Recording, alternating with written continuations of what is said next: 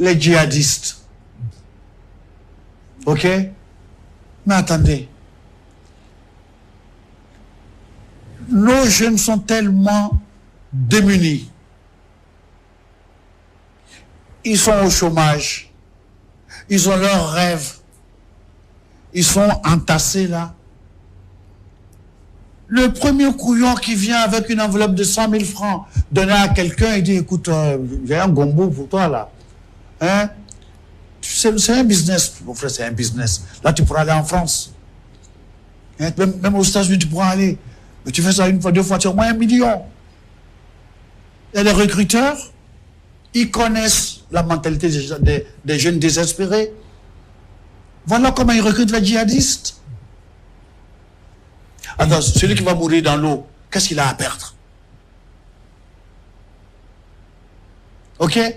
Mais on ne connaît pas les gens qui sont derrière, qui donnent les armes aux djihadistes. Toute la grosse interrogation. Mais parce qu'en Afrique, il n'y a pas de fabrique d'armes. Il n'y a pas d'industrie de fabrique d'armes en Afrique. Donc, ceux qui prétendent défendre le terrorisme, qui sont en même temps les marchands d'armes. C'est un marché aujourd'hui. Mais c'est un marché très rentable. Le Burkina seul ne pourra pas régler le problème des djihadistes. Le Mali seul ne peut pas.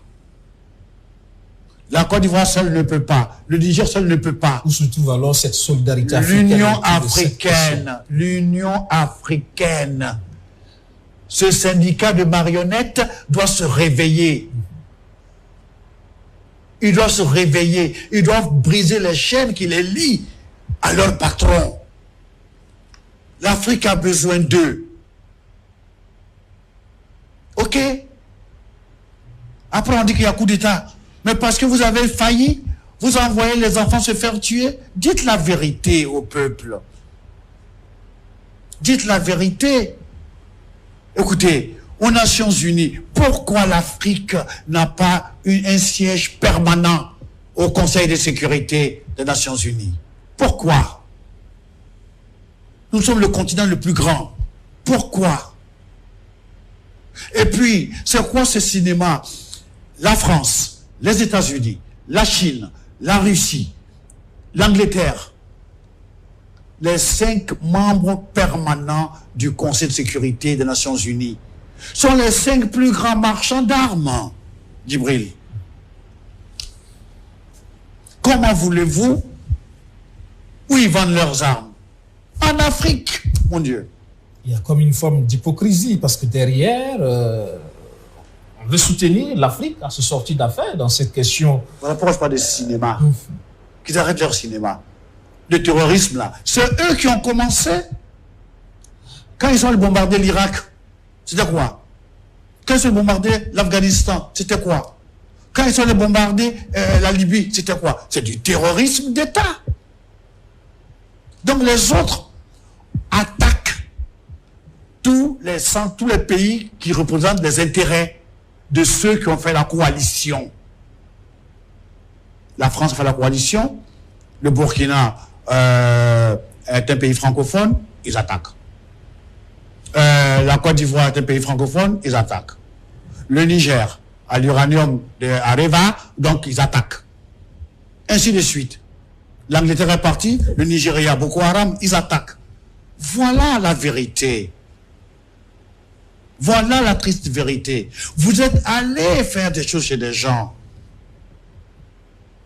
Et puis c'est nous qui payons. Ok?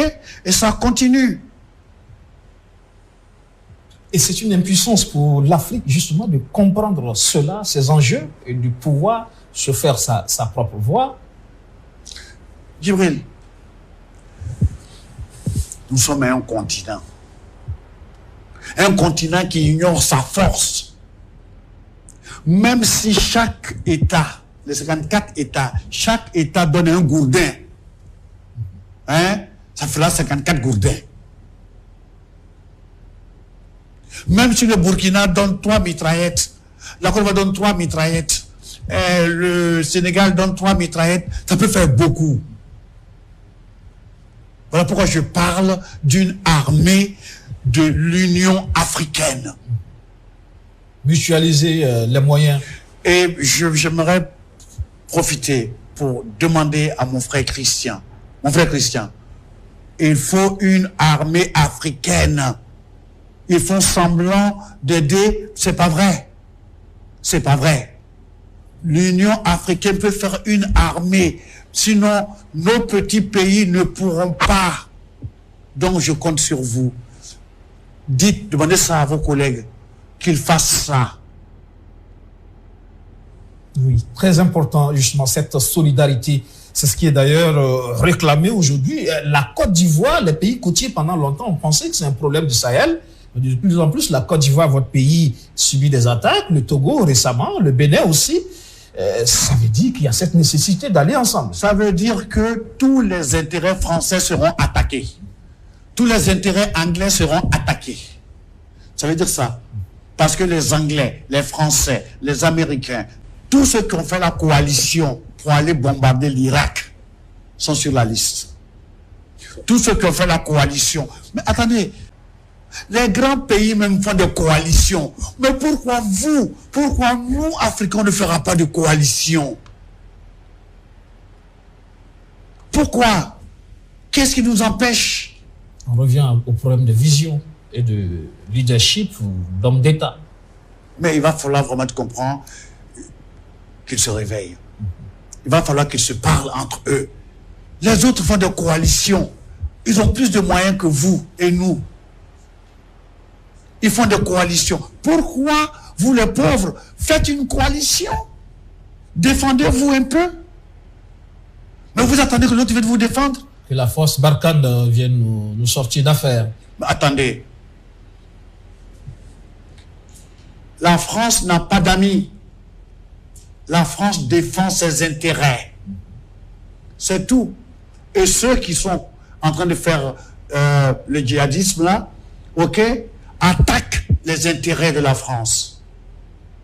La France n'est pas là parce que Christian Kabouré a des beaux yeux, ou parce qu'Assane Ouattara a des beaux yeux, ou parce que, je sais pas. Talon ou Ils n'en ont rien à foutre. Ils défendent leurs intérêts. Alors, il faut que les Africains aussi défendent leurs intérêts. C'est pas quelqu'un d'autre qui va défendre ta souveraineté. Arrêtons de rêver. Ne soyons pas naïfs. Ils défendent leurs intérêts. Depuis là, mon frère, le Congo démocratique, plus de 7 millions de morts dans leur guerre. L'Union africaine a fait quoi? L'ONU a fait quoi?